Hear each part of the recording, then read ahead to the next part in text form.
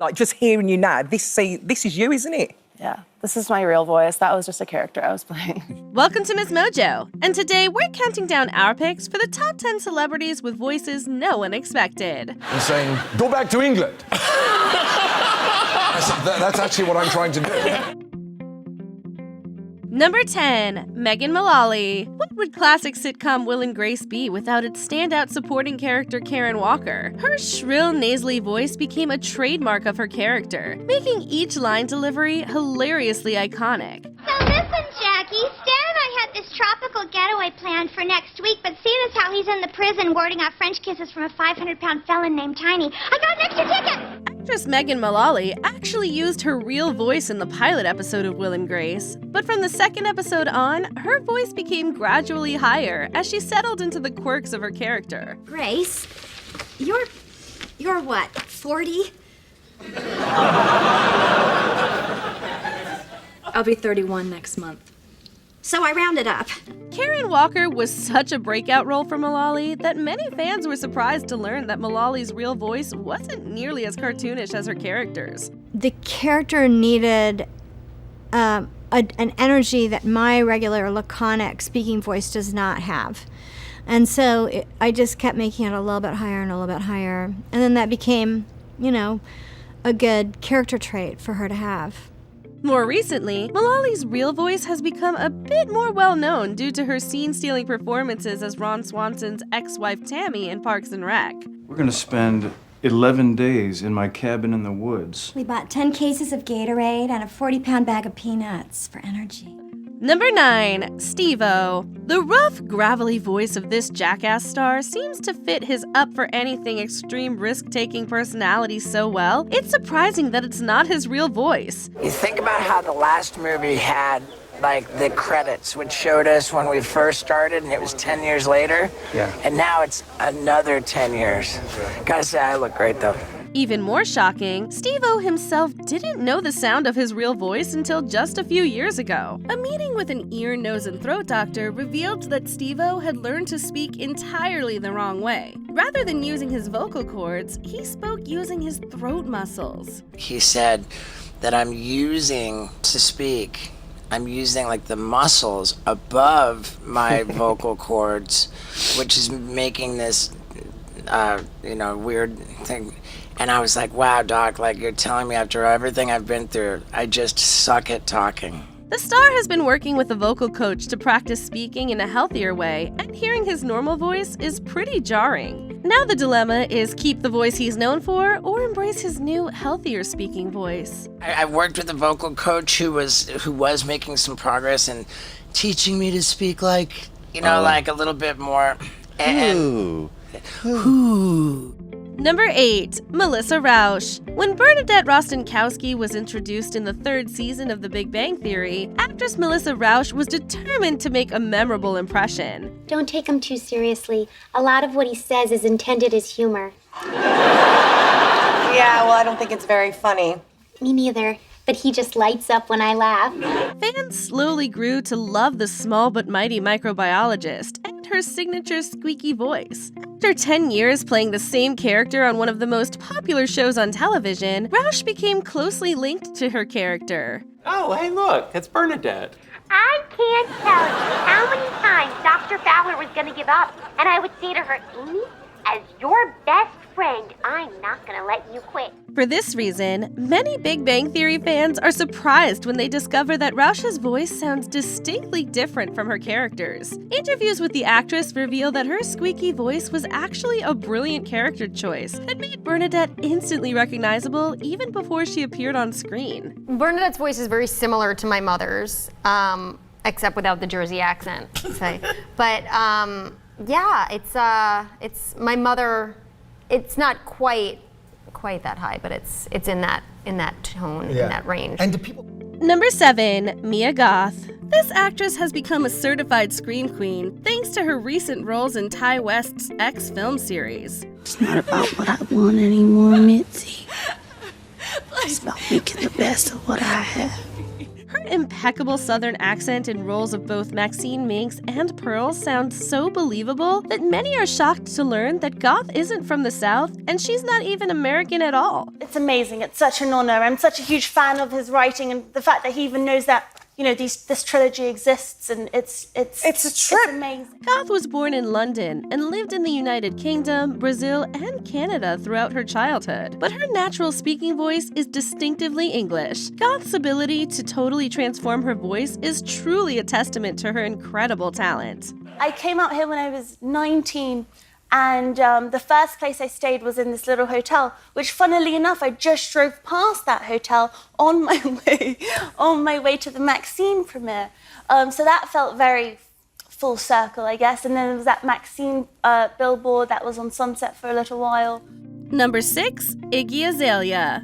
This Australian musician moved to the United States at age 16 with dreams of becoming a famous rapper. It took a few years, but she eventually landed a chart-topping single with 2014's Fancy. Like we bringing 88 back. What? Bring the hooks in where the bass at. Champagne spilling, you should taste that. Azalea's voice in her music is clearly influenced by the rap and hip-hop artists who came before her. Given that the genre was created by and popularized by Black artists, this has led some to accuse Azalea of putting on a black scent in her music. I just can't worry about no haters, gotta stay on my grind. Now tell me who that, they do that. Interviews of Azalea speaking in her Aussie accented natural voice further highlight the artificial nature of her performing voice. Failure was really not an option for me. I had to keep going until I couldn't go anymore, and there was a point when I thought I was going to run out of money and I would have to go home, and that was right before I put out the first song of my mixtape called Ignorant Art, and I kind of did a bit of a gamble and I made this mixtape and it ended up paying off for me.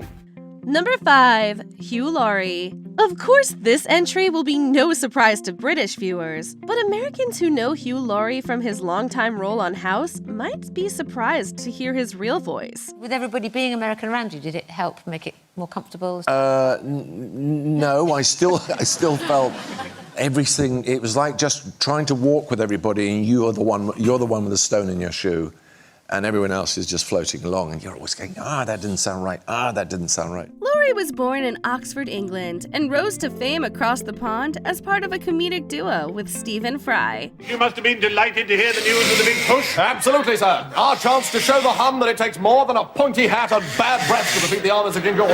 That's the spirit. Aside from a few film roles, Laurie was mostly unknown in the United States until House premiered in 2004. Boys do a home search, girls do lab tests. Pretty sure that's not sexist. Where have you been? Picking up dry cleaning, filling up a tank, violating the dead. Laurie's accent was so convincing, even House executive producer Bryan Singer didn't realize Laurie was British until after he'd already been cast. With Laurie in the starring role, the series was a massive success and ran for 8 seasons. I got a flat. I know, right? So, don't send out the Marines. I should be back on the road in a few minutes. Okay, bye.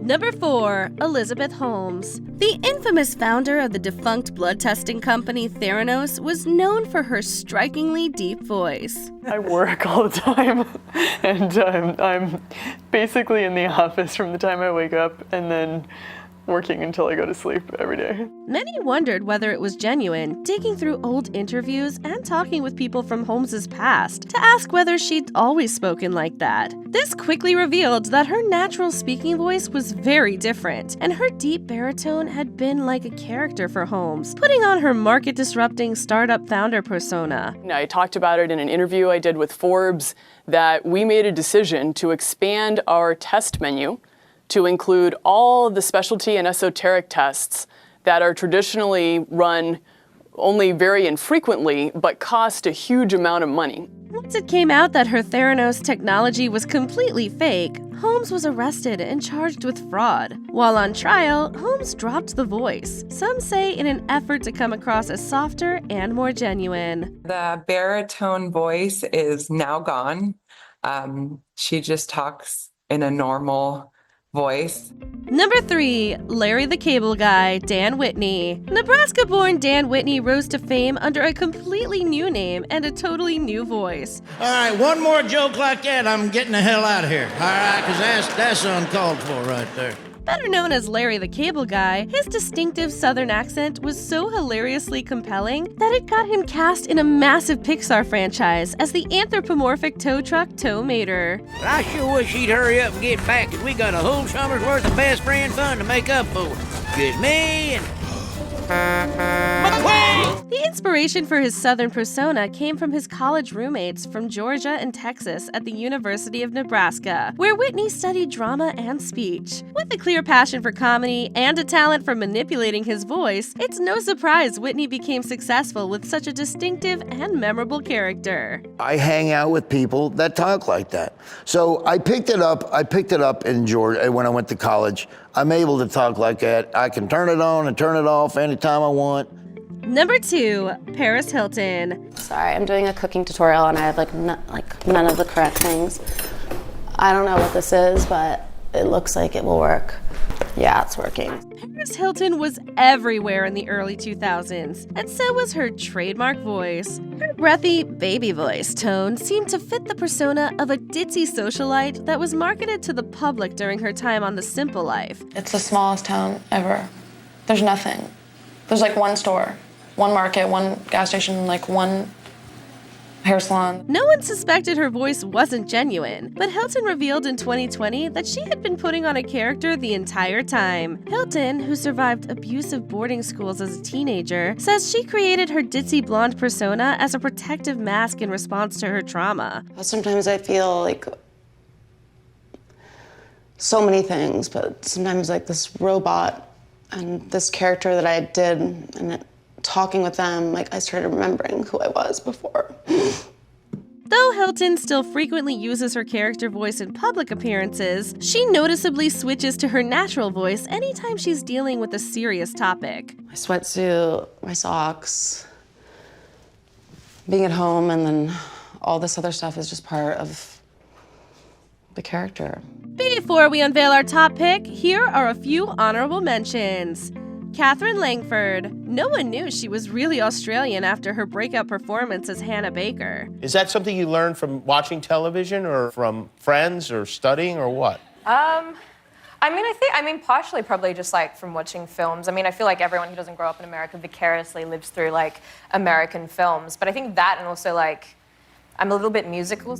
Stephanie Beatriz. Rose's tough, deep voice on Brooklyn Nine-Nine sounds nothing like her real voice. Melissa got cast before me, and I read that she had been cast, and I was like, I cried because I thought, I'm so happy for her, but I also know that there's no way that a network is going to cast 2 Latinas. It doesn't happen. There's only one of us ever, you know? And then like 2 days later, my agents were like, guess what? It was amazing. Really good. Before we continue, be sure to subscribe to our channel and ring the bell to get notified about our latest videos. You have the option to be notified for occasional videos or all of them. If you're on your phone, make sure you go into your settings and switch on notifications. Number 1, Michael Jackson. There were many elements that made up the king of pop's unforgettable persona, one significant one being his high-pitched voice. Remember something, just because it's in print doesn't mean it's the gospel. People write negative things because they feel that's what sells.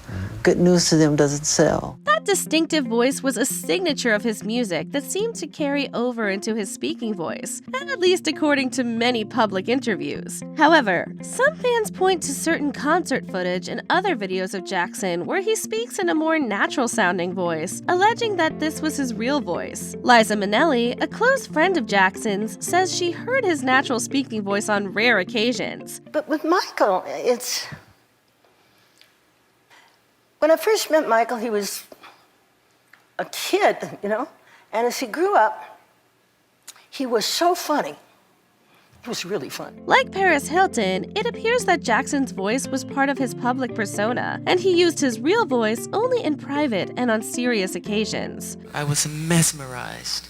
I've never seen a performer perform like James Brown, and right then and there, I knew that was exactly what I wanted to do for the rest of my life because of James Brown. Which celebrity voice surprised you the most? Let us know in the comments.